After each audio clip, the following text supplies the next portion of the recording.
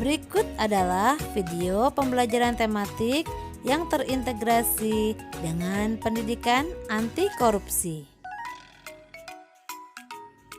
Adapun nilai-nilai yang ditanamkan dalam pendidikan anti korupsi adalah sebagai berikut: berani, sederhana, kerja keras, tanggung jawab, disiplin, mandiri, peduli, jujur, dan adil.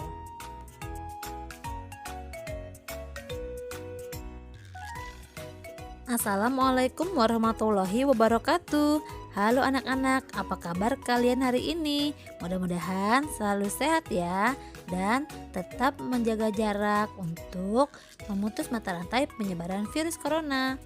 Nah anak-anak, kali ini kita akan belajar tema 2, udara bersih bagi kesehatan, pada subtema 1, cara tubuh mengolah udara bersih, pada pembelajaran ketiga. Sebelum kita memulai pelajaran kita hari ini, terlebih dahulu kita berdoa. Berdoa sesuai dengan ajaran agama masing-masing. Berdoa dimulai. Berdoa selesai. Nah anak-anak, Bu Guru akan membacakan terlebih dahulu tujuan pembelajaran kita hari ini, yaitu dengan membaca teks, siswa mampu menelaah informasi terkait dengan pertanyaan apa, siapa, kapan, di mana, dan mengapa dengan benar. Dengan menuliskan dalam bentuk peta pikiran, siswa mampu mempresentasikan informasi dari teks bacaan terkait dengan pertanyaan apa, di mana, kapan, siapa, dan mengapa dengan percaya diri. Dengan menyimak penjelasan guru dan membaca informasi, siswa dapat mengidentifikasi makna tanggung jawab sebagai warga masyarakat secara benar. Dengan mengamati sebuah cerita bergambar, siswa dapat menganalisa wujud tanggung jawab sebagai warga masyarakat secara terperinci. Kemudian yang terakhir, dengan menyimak penjelasan guru dan membaca informasi, siswa mampu mengidentifikasi jenis-jenis usaha dan kegiatan ekonomi masyarakat Indonesia dalam bidang pertanian, peternakan, perkebunan, kehutanan, perikanan, pertambangan, dan perindustrian secara tepat. Yuk langsung saja kita mulai pembelajaran hari ini. Semua makhluk hidup memerlukan oksigen untuk bernafas. Oksigen tersedia melimpah jika lingkungan kita bersih dan banyak tumbuhan hijau. Menciptakan lingkungan bersih dan banyak tumbuhan hijau menjadi tanggung jawab kita. Kalian dapat membaca teks bacaan yang berjudul Hari Menanam Pohon. Kalian dapat memperoleh informasi bagaimana fungsi pohon-pohon tersebut untuk menghasilkan oksigen dan upaya kita untuk melestarikannya. Setelah itu, kalian dapat membuat peta pikiran dari bacaan yang berjudul Hari Menanam Pohon tersebut. Informasi-informasi penting dari teks dapat disajikan dalam bentuk peta pikiran. Peta pikiran dapat dikatakan sebagai cara mencatat yang kreatif dan efektif melalui sebuah diagram.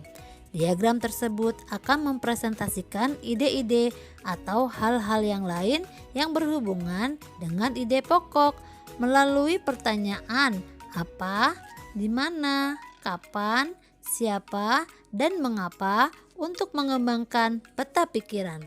Bu Guru yakin kalian dapat melaksanakan tugas ini dengan mandiri dan akan mempresentasikan secara berani dan percaya diri. Selanjutnya, setelah kalian membaca pada teks Hari Menanam Pohon, menjaga lingkungan sekitar dengan cara menanam pohon merupakan salah satu tanggung jawab kita sebagai warga masyarakat. Semua warga masyarakat mempunyai tanggung jawab dalam menciptakan kenyamanan dan keamanan lingkungan tempat tinggalnya. Namun sebelumnya, apakah kalian sudah mengerti pengertian dari hak, kewajiban, dan tanggung jawab? Baik, Bu Guru akan menjelaskannya. Hak adalah sesuatu yang dimiliki manusia sejak lahir. Kewajiban adalah sesuatu yang harus dilaksanakan oleh setiap orang. Tanggung jawab adalah sikap berani menyelesaikan hingga menanggung akibat dari tugas yang diberikan kepada orang tersebut. Kita harus memiliki hak, kewajiban, dan tanggung jawab sebagai warga masyarakat. Setelah memahami pengertian dari hak, kewajiban, dan tanggung jawab, kalian dapat melanjutkan aktivitas, yaitu membaca pada teks yang berjudul Tanggung Jawab sebagai Warga Masyarakat. Nah, pada teks tersebut kalian dapat memperoleh banyak informasi tentang bagaimana tanggung jawab sebagai warga masyarakat, tanggung jawab terhadap diri sendiri, tanggung jawab terhadap keluarga, tanggung jawab terhadap masyarakat, dan juga tanggung jawab terhadap bangsa dan negara. Tak lupa yang terakhir adalah tanggung jawab terhadap Tuhan. Apa saja jenis-jenis tanggung jawab tersebut kalian dapat memperhatikan pada teks yang ada di buku siswa. Setelah membaca pada bacaan tanggung jawab sebagai warga masyarakat, kalian sekarang sudah lebih paham tentang tanggung jawab kalian sebagai anggota masyarakat. Nah, sekarang Bu Guru akan membacakan sebuah cerita. Kalian perhatikan baik-baik ya, dan kalian akan menyimak sikap tanggung jawab apa yang ada pada cerita tersebut.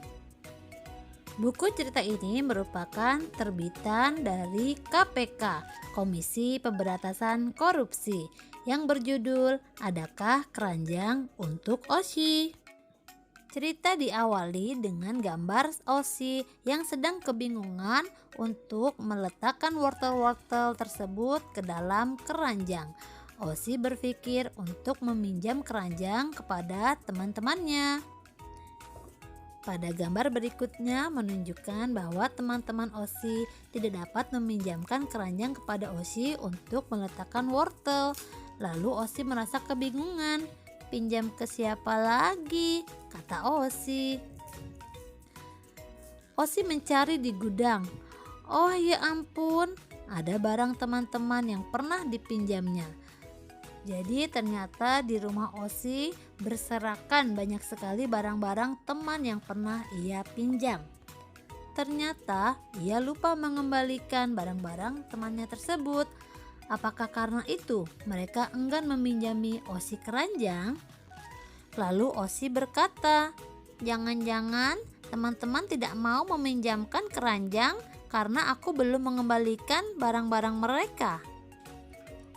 Setelah menyadari kesalahan itu, akhirnya Osi mengembalikan barang-barang teman-temannya dan tak lupa membagikan wortel yang banyak kepada teman-temannya tersebut. Akhirnya lega rasanya, semua barang yang dipinjam sudah dikembalikan. Tak lupa juga Osi mengucapkan maaf karena terlambat mengembalikan barang pinjaman dan juga terima kasih atas bantuan teman-temannya.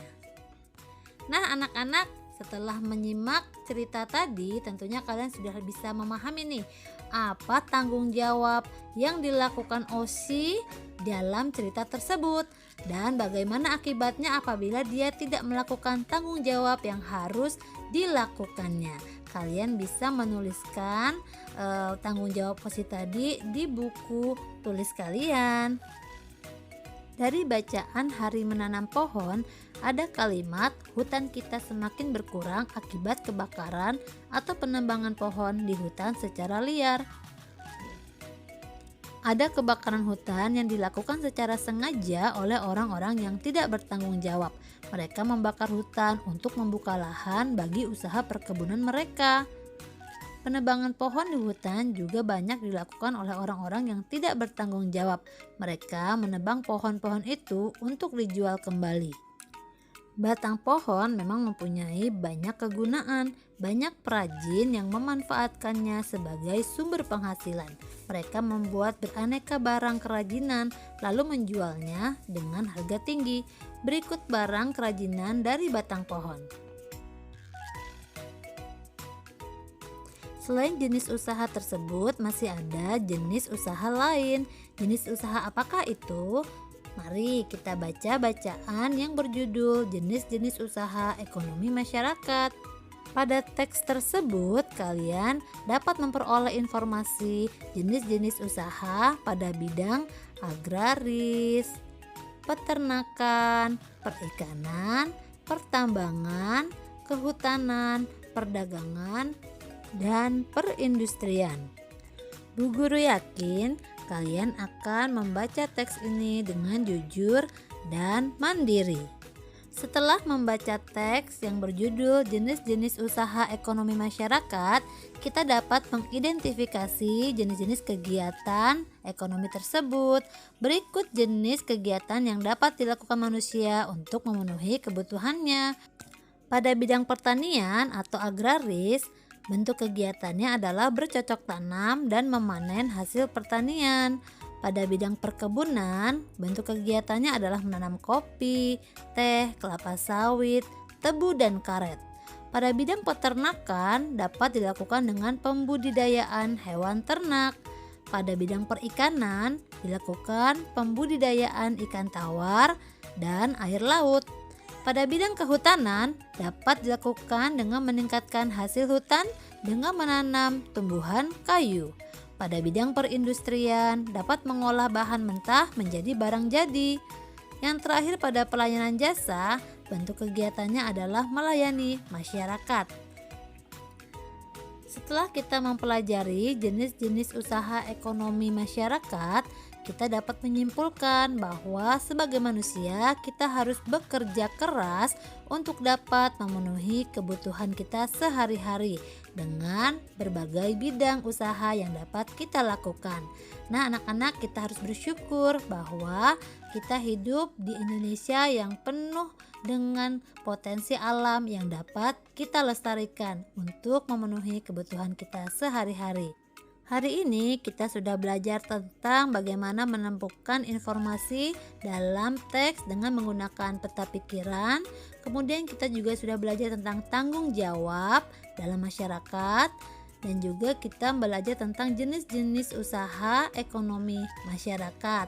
Nah, anak-anak, terima kasih perhatiannya, dan sebelum kita menutup pembelajaran hari ini, kita akan berdoa. Berdoa dengan menurut ajaran agama masing-masing. Berdoa dimulai. Berdoa selesai. Terima kasih atas perhatiannya. Sampai jumpa di video berikutnya. Salam anti korupsi. Berani jujur, hebat. Wassalamualaikum warahmatullahi wabarakatuh. Dadah.